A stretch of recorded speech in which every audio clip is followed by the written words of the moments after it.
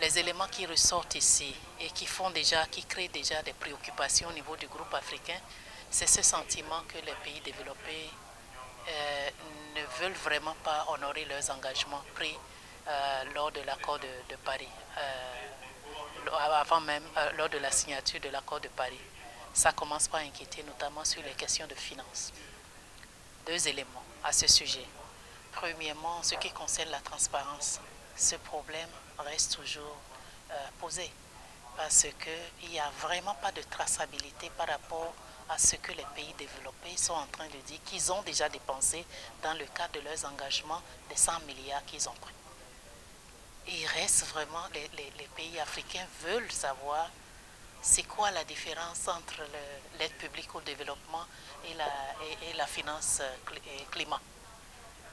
Est-ce que les 56 milliards qui sont en train d'être annoncés comme déjà dépensés, qu'est-ce qu'il y a là-dedans? Il faut bien qu'on ait une traçabilité et qu'il y ait une transparence autour de ça. Le deuxième élément par rapport aux aspects de finance, c'est que de façon générale, la tendance est à la baisse de ce qui a été promis. Tout d'abord par rapport au fonds vert pour le climat.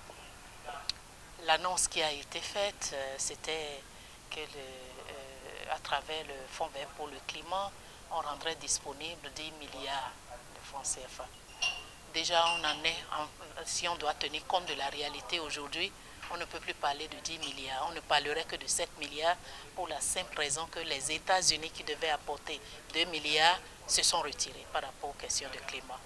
L'autre milliard qui est en train de se perdre, c'est par rapport à l'Angleterre qui est en train de sortir de l'Union européenne, avec tout ce que ça a aussi comme implication sur le taux de change et tout ça. Donc, en réalité, on ne peut que parler pour le moment de 7 milliards.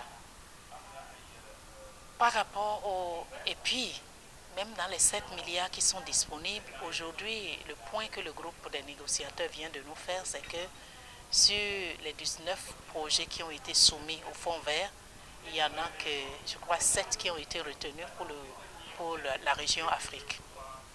Et la région qui en a le plus besoin. Par rapport au Fonds pour l'environnement mondial aussi, la tendance est à la baisse.